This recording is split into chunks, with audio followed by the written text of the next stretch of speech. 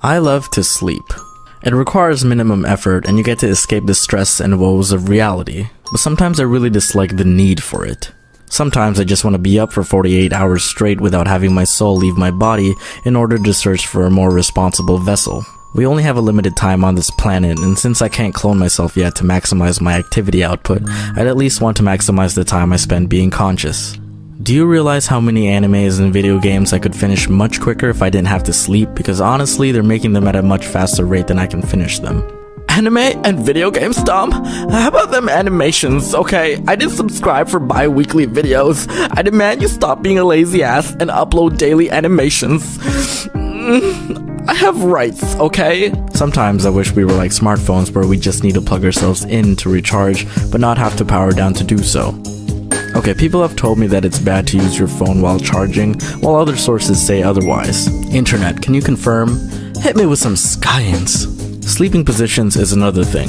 I've always slept on my stomach for the majority of my life because that's just the most comfortable position for me and helps me KO the quickest. A couple of years ago, I started feeling some spinal pains, and when I went to go see a physician and told him how I slept, he was like, yeah, don't do that. And now I have to be really aware of my spine and how I sleep so I don't end up being perpendicular someday. But sometimes I just don't give a damn and will sleep in my favorite position anyway, the victory pose. Because I like to sleep like a winner and remind myself how good we have it up here in Canada while our neighbor has to deal with this clown fiesta. And then you have dreams which most of the time you don't even have control over. Well, I mean, I've tried, we all have. I like to start my dreams by apologizing to Uncle Ben and then continuing to use my superhuman powers irresponsibly with little to no consequences. I've had so many apocalyptic dreams of World Armageddon where monsters and zombie hordes are a daily norm and I'm forced to kill or be killed. And then I'd wake up and it's like... Aw, still boring.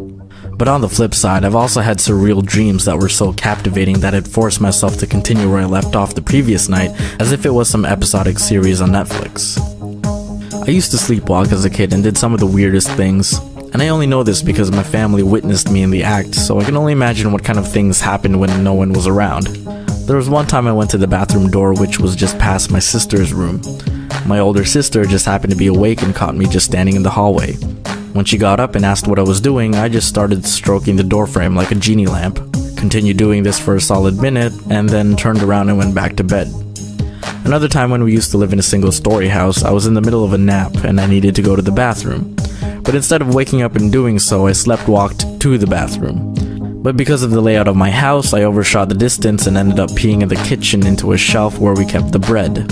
My mother's scream was enough to bring me back into consciousness, but I was still in the middle of my session, so I panicked and made an even bigger mess. And then another time, which was pretty fucking creepy, I wandered into my sister's room.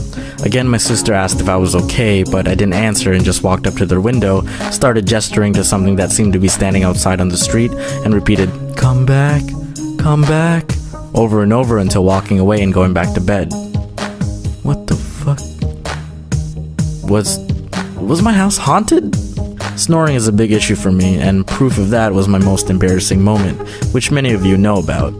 I've become very self-conscious about it and tried my best not to disturb others if I ever slept over at their place, or if I had to share a hotel room with someone. If there aren't any form of acoustic barriers between us, I'd sometimes wait and make sure everyone is asleep first before I went to sleep, or else a nasal concert would await them and continue to keep them awake for the duration of the night. People sometimes wonder if I'm dying because I tend to emulate that kind of sound through my snore, but I'm actually perfectly fine after I wake up. I should probably get it checked though, or maybe I got possessed by a spirit from my old house and it hinders my life by messing up my breathing and transforming me into an anthropomorphic vuvuzela. It's like being an annoying superhero. Animator by day, vuvuzela by night. It's Domics, and he's here to interrupt your sleep but also make you concerned for his health and well-being. After going through my architecture program in university, I truly learned the value of sleep and how much I'd be willing to go to jail for strangling someone for interrupting a 30-minute nap. School gave me few opportunities to sleep if I wanted to maintain my GPA. It came to a point where I'd have to strategize and calculate bursts of sufficient sleep that would adequately get me through the day.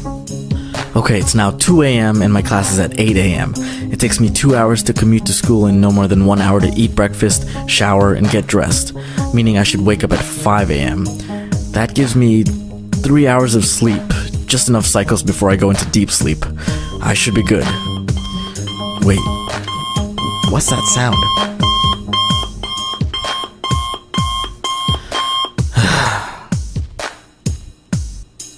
Yo, take notes for me. I think my biggest issue with sleep is thinking I've never done enough in the day before doing so. Some days pass by so quickly that I can't even recall the events that occurred that day. Oh crap, it's 1 AM already and I've only animated one scene. How did I spend 5 hours reading creepypasta? Most of the time, I'm not even aware of how far we are into the week. See, my philosophy is that tomorrow only comes after I wake up, and postponing sleep is the only way I can extend the today. Perhaps because I'm not ready for the tomorrow. Or perhaps days are filled with so much bliss that going to bed means submission, and avoiding sleep is my futile attempt at overindulging in something that need not to be kept in the present and can only survive as a past experience. And then I remember that Final Fantasy 15 keeps getting delayed, so I guess the sooner I sleep, the sooner it'll release. Square Enix, get your shit together. Speaking of necessities, we got food in this month's anime loot crate! Well, not actual food, but look, we got an apron from Food Wars, so you too can wear it, and only it, and be just like Ishiki-senpai and make everyone around you uncomfortable. Yeah.